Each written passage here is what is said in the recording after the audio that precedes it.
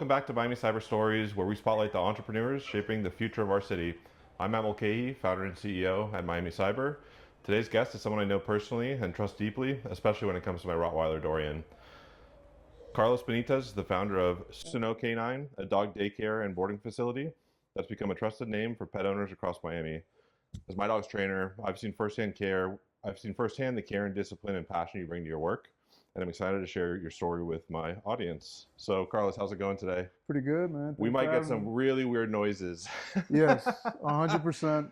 We have about 3 dogs behind the camera that are making all sorts of noises, and they're all sorts of sizes as well. I think you got what, 100 and how many pound Great Dane over there?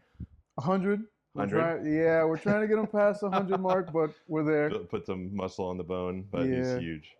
And then some other interesting characters near him. But so, Carlos, I've known you for a long time. I think we were working backwards this morning with my wife, probably like 5 or 6 years at this point. It's been about 5 or 6 years, yeah. So, you had an interesting journey coming to start this company. Can you share, your journey to the point you're at now and your background with dogs, really? Sure. So, speaking of the weird noises, this guy Pachi was actually the one that got me into it. Really? Pachi's my 5-year-old Staffordshire Bull Terrier. And I got him middle of COVID. I had no idea what I got myself into. I didn't even have a crate when I first got him, when I first took him home. And just kind of doing some research, I met our mutual friend, Osama. Right. And at the time, like, I'm got to be super thankful for him. He kind of just opened the floodgates for me, allowed me into his home, allowed me into this whole world, beautiful world of dogs. And I was previously in entertainment and advertising, and it just got to a point where I'm like, I'm having a lot of fun working with dogs. So I just made the decision, and I got into this. Yeah.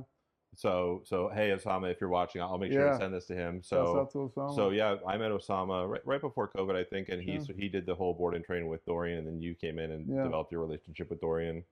And talk about that transition when you were going from employee and everyone has a different journey to entrepreneurship, and that's really what I'm here to highlight. Talk about kind of that transitionary period and what were you thinking and what were you worried about, what were you excited about? For me, it was always one of the reasons why I got out of advertising was it was cool, but you always I learned more from my previous employers. I learned more from what they didn't do than what they did do. Yeah. Right. So like what I would have done differently in like a discrepancy with an employee, or what I would have done differently if like there was a debate between two other co-workers, right? So I always had that sort of thing where it's just like, okay, well, I feel as though I always need to sort of be in the, in the leader position, be in the top position, or kind of have my own company. Right. If I wanted to determine certain things like that. So I always wanted that, right? But at the same time, I always knew that it can't be something so easily replaceable. Right. I wanted a skill. I really wanted a skill. And again, when I met Osama, I just kind of went into it with an open mind. At first, it was just, I'm just curious. I want to learn how to train my dog.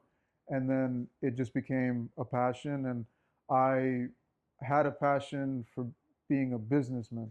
And learning how to train dogs just allowed that catalyst to grow my own business. Yeah, that's great. Yeah. And then, it became a thing where Osama was already on his way out because he's originally from California. Right. He was just here while his wife was. Yeah, and that was always his plan to move That out. was always his plan. Yeah. So I was really lucky. And, at first I was just like, oh, you kind of want I guess you let your pride sometimes get in front of you, where it's just like, I want to be able to say that I built this from the ground up. Right. But then as things started developing, I really realized like, wow, like how lucky am I to have found someone that like basically helped me build a business for me, built a business for me. And then I took it from there and then just kind of took it to the next level, which is where we are now. It's an amazing opportunity. Oh, definitely. For sure. Super thankful. So, back in the day when Osama ran it, it was One Stop K9, and now it's Susano'o K9. Susano'o, Can you yeah. talk about the history of the name and why you chose that? Yeah, so I'm a big anime fan. So Susanoo is very prominent across the board. But so Susanoo is, we were talking about this before. Uh, it's like saying a Thor, right? Yep. But he's the Japanese deity of thunder and storms and the field, Which we're fighting right now. which we're fighting It's right July now. 4th. It's terrible weather. Correct, exactly. So it's like being that we're here, and he's also known as a guardian. So Right. being that we're here in Florida, there's a lot of storms, there's a lot of thunder. Right. We're on a field, and we're taking care of your Right. dogs. Your I felt guardians. like the guardian whole thing. It just Yeah, it made makes sense. sense. That's And awesome. and I always liked I get kind of, it's annoying at the same time, but it's a double-edged sword when people can't like mispronounce it and I have to correct them. It kind of, Me. yeah, yeah. It kind of just makes it a little funny. So yeah, Yeah. it's interesting. So talking about guardians and, obviously taking care of your guarding our guardians in a Yeah, way, sure, especially Dorian. sure. What do you think sets your daycare and boarding apart from others in Miami? Right. And so again, not to throw anyone under the bus, but everyone everyone who works with dogs, obviously they're dog lovers. Right. This is like a prerequisite. You can't get into this unless you have a huge passion and a huge love for working with dogs. But not every boarding facility is ran by people who understand dog psychology and how dogs interact with each other, and more importantly, how humans should interact with dogs. So I think here we don't train every single dog that comes in, but the way that we set things up here, it allows for a safe space for dogs to interact with each other or with people that are seeing things through a trainer's point of view. So you don't run the risk of what you might when you go to like a dog park or something like that, where everyone kind of takes their dog and they're like, okay, Yeah. go ahead, buddy, Yeah. go Yeah. play, right? And then they It's not a start healthy texting. environment, really. It's not the healthiest No. environment. And here, we are chaperones. I consider all of our staff members here, we're chaperones. We're taking care of your dogs. We make sure that uh, we are watching over and making sure that they're interacting in a safe way. And we're stepping in and Right. making sure that Interjecting where it makes sense. we're interjecting where it makes sense. Exactly. But it's a thing where you want to make sure that the dogs are in a safe place, that psychology is being taken into account. And But supported, right? You're supporting the intrinsic psychology of the yeah, dogs. it's a big thing. A lot of the times, what dogs are missing is socialization, right? Right. And again, dogs are dog selective, but it's because they haven't been around the best dogs. And Yeah. that's kind of what you get when you go to a dog park, right? Right. Like you Yeah. get the worst of the worst, as opposed to, you take them to a trusted uh, daycare facility, boarding facility. You have a bunch of well-tempered dogs that, Yep. you know, So you probably see more dogs than humans. yeah, 100%. So, I would say, your coworkers are majority dogs. What's been the most surprising thing about working in a business centered around dogs? Like you said, right? You see a lot of dogs. It's 4th of July and we're here. Like Yeah. it's just I'm another, watching like 6 golden retrievers play out the right. window. It's very distracting. It's just another Saturday. Or, I'm sorry, it's just another Friday. Yeah. But I always make the joke that dogs don't take holidays, Yeah. right? Every day's a holiday for them. Literally, and it's a full-time gig. So Yeah. I always recommend to people before they get into this industry, make sure you know what you're getting yourself into. Yeah, we get compensated nicely for training, etc. But this means that I'm dedicating the next Yeah. 6 weeks of my time, of my life, to your dog. Yeah. Anytime we take dogs for a board and trainer, I tell them personally, look, your dog is now my personal dog, right? I'm going to treat them as if they were one of my own for the next 6 weeks. And Right. even after that, while they're here, they're my personal dog. So that comes with a bit of commitment. Right. So I've had to change my whole entire lifestyle. I have like this huge like fear of like being out at a bar and I see one of the dog owners. So I don't even go out Yeah. like that anymore. You have to be very aware of that. Yeah, and I can definitely, support everything you're saying. And one of the interesting things about board and trainer, I recommend you to, all my friends, I know Sure, family thank and you. everything. And the thing with board and trains, you have to keep up on it, right? It's like they Sure. come back from board and train well disciplined, but that can Yes. erode very quickly if you don't kind of support the foundations you've built. Definitely. And everyone, I think the program is different for everybody, right? There's certain there's certain things that some people can apply and things that other people can't apply, right? Whether it be due to what job they work, their routine during the day, where they live. There's a lot of things to kind of keep in mind. And I think as trainers, um, we sometimes forget that, Right. and it's like we need to make sure that we're catering that board and train to the dog and the owner's specific needs.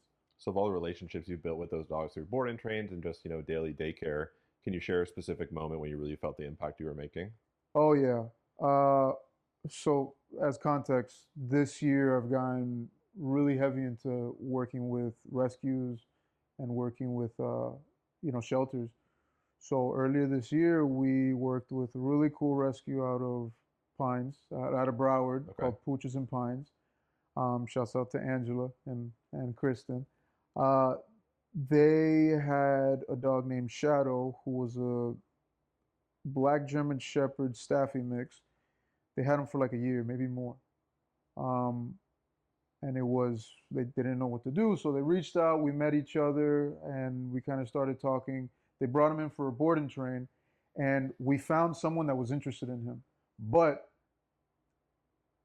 the challenge was that they already had four other dogs, Oh and my they God. had four other wiener dogs, like little Dachshund.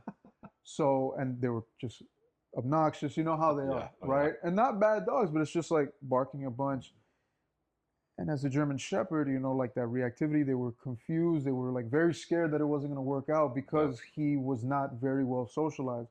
So back to what we were talking before, we were able to bring him in, do the board and train, put him around very well-tempered Build dogs, up some confidence. mentor dogs, Yeah. yeah, build up his confidence, and to the point where shouts out to Kayla, who ended up adopting him, that the family ended up That's taking him. awesome. And I check in with them every so often. He's doing great. They're That's having him, amazing. they're taking him on the boat and all that. So I think that was uh, helping that family build that confidence, helping Shadow build up that confidence, and showing the rescue, like, hey, look, it's possible to get these dogs, Right. adopted, Socialize, yeah, normalize, and socialized and adopted out, in a even home. even if it's been so long. Like that was a real hoorah moment Yeah, for me, that's man. awesome. That's Yeah. amazing. I love that. So, you work with a lot of dogs and humans. So, how do you balance that mix and how do you support your team and ensure they're aligned to your mission? Great question. So the same way how I believe in being clear with dogs, being transparent with dogs, make sure that you're being fair with dogs. I think it's important that that's the same for our chaperones and everyone else we work with. So I always say that whatever problems you have, you leave them at the gate. When you come inside here, the only thing that matters is the dogs. Publix used to tell us that when I worked at Publix. Right. Yeah. And I again, it happens, right? You're Yep. working with people, there's going to be disagreements, there's going to be times where people have days off. All that stuff falls second to the dogs. First, we get the dogs out, we'll talk about whatever challenge and kind of discrepancy we have afterwards, but we have to be transparent. If you have a problem with me, if there's something I said, if there's something that I did incorrectly, tell me. Yep. We'll talk I'll about it. hash it out. The same, exactly, but we want to be fair. Yep. Don't let it build up and then we talk about it later when you just snap. Right. The same way how, hey, look, when a dog does something that you don't really like, address it right there, or else it's going to build up and they build a habit out of it. So Yep. I think in general, working with dogs has shown me how to better be more emotionally mature and more emotionally aware of how to speak with people, and that goes into how I like to That's great. run my ship here. There's definitely some parallels there to be, 1000%. realized. So, in a business like this, what does success look like to you Yeah, it's a good question, and I think right now? it's about Because it probably is a moving target, right? it is, and we've spoken about this before. Growth. I forget the quote that you told me, or the saying was like sustained growth is good growth, or something like Yeah. that. So it's about that, and to that point, it's about the journey, man. Yeah. It's about the journey, like the people you meet along the way. It's not what you have, it's who you become. Like that's for me. It's like, who are the people that I affected? You asked me about like how many dog owners was I able to help? How Right. many dogs was I able to like help not, get euthanized or whatever? Like Right. I think just, I mean, you is one example, but like how many other dog Yeah, I owners have mean, I without met? you, I don't know what we do for with Dorian. You You, know, he you loves know, you, but obviously he can be a little difficult. and I appreciate that. And And yeah, we owe you a lot. and it's funny because we hear, like sometimes we'll call clients or something like that, or like clients will let me know like, oh, I was watching your videos, they heard your voice or they heard your whistle, and my Perk dog's up. ears Oh stood yeah, up. Yeah, so it's like those are the things that make me feel really good, and I that's think awesome. that in itself is success. Obviously, a second location, more, um, more help, a bigger team, different streams of revenue. Yep. Those are definitely in the sights, but I think the people that I'm meeting along the way and the relationships that I'm forging, I think that for me is going to be the real deciding of what success is. So yeah, I mean, you talk about relationships, and I know with you, every time I text you, you always text me back so fast, and I was wondering how you do that. And you're very communicative. Yeah. The app you have is great. So kind of pivoting onto the technology angle of things. So Hmm. you've made a lot of changes in the technology you use. Yeah. How has that impacted your operations with like scheduling and communication, vaccines? Sure. Like I know we talked Sure. about that the other Sure. day. You Sure. have to Sure. keep all of that up. So how does that play a role in your success? It's important, Yeah. right? As you mentioned, you go out of town, especially for pet owners that it's their first time boarding with us. You want to see what your dog's doing, Yeah. you know? Um, we always make sure that we're there to respond. So it's standard. We create a group chat with you guys, Yeah. right? If I put at least one of our other chaperones, if not more, in that group chat, make sure that when you text us, if I can't get to you because I'm busy, one of Yeah. our other chaperones can get to you because it's important. It's For like sure. these are your kids, these are our kids, right? So we want to make sure we're getting back to you guys as much as possible. The other side is, as you've seen, we're very active on social. Yep, that's great. That's important because, yeah, it's you saw a picture 5 hours ago. What's my dog doing right now? So we try to be as active on there as possible. It's again, I wish I could live stream the whole day, but Maybe we'll get you there. Maybe one day we'll set some we'd need a webcams. supercomputer.